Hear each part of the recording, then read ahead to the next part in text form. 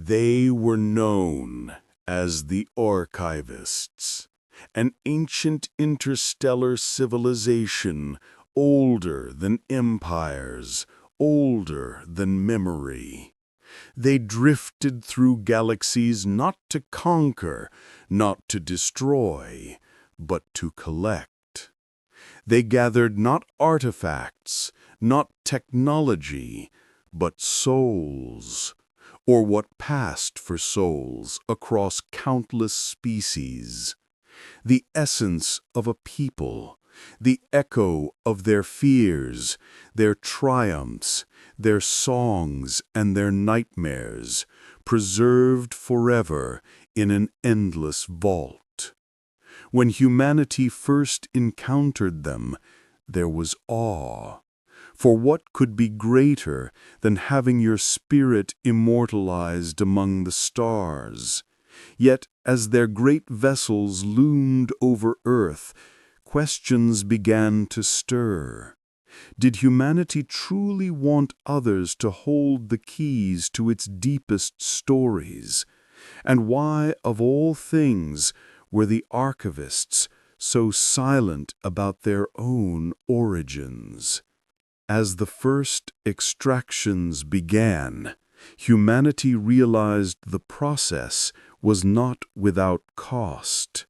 A story given was not just a tale, it was a fragment of the living soul itself.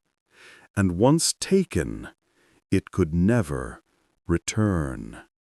The Archivists promised preservation, but what they offered felt like theft wrapped in eternity. At first, nations argued, then individuals resisted. Some felt honored, others betrayed. The Archivists' vault brew with fragments of human essence, the lullabies of mothers, the terror of soldiers, the whispered prayers of the lost. Yet among the resistance, scholars and storytellers began to experiment. If the Archivists could capture essence, why couldn't humanity capture its own? On Mars, a collective of scientists and poets built the first human archive. It did not drain, it did not steal, it invited. Memories, dreams, hopes, willingly shared and preserved by humanity itself. The experiment spread. Humanity discovered the thrill of self-archiving. For the first time in galactic history, a species refused to be a passive subject of the Archivists. We began to write ourselves, and the Archivists began to take notice. Their ships hovered longer, their presence grew heavier. Silence pressed upon humanity like the weight of 1,000,000,000 unwritten tomes. The question whispered through every human outpost. What if the Archivists feared us not for what we were, but for what we were becoming? The Archivists broke their silence, not in words, not in sound, but in projection. Entire worlds blackened as holograms unfolded. Species erased, civilizations consumed not by war, but by the misuse of their own stories. A warning carved into silence.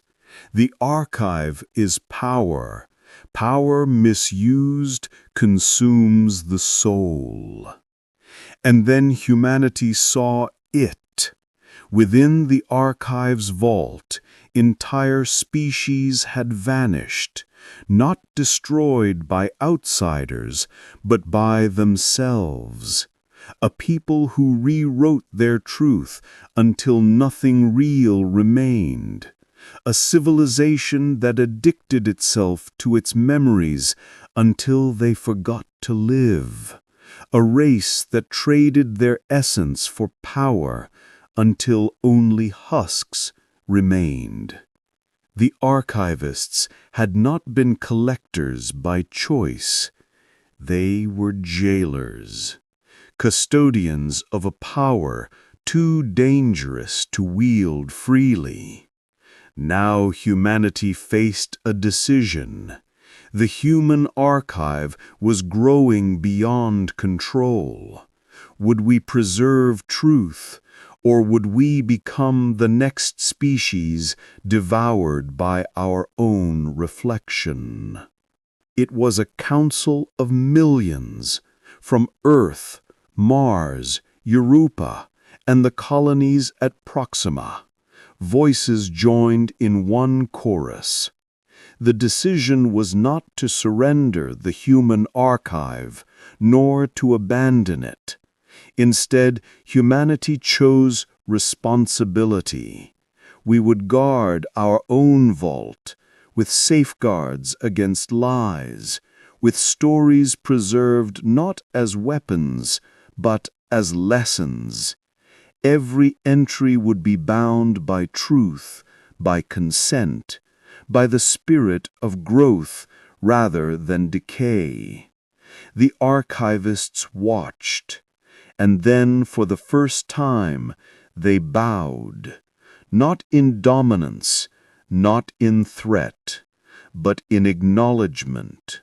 For across the endless stars, in the halls of eternal memory, a new voice had risen, not a fragile flame, not a fading echo, but a chorus of living humanity, unafraid to remember and unafraid to face what memory could become.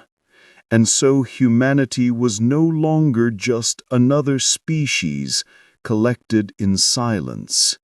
We became archivists of ourselves, and that changed everything.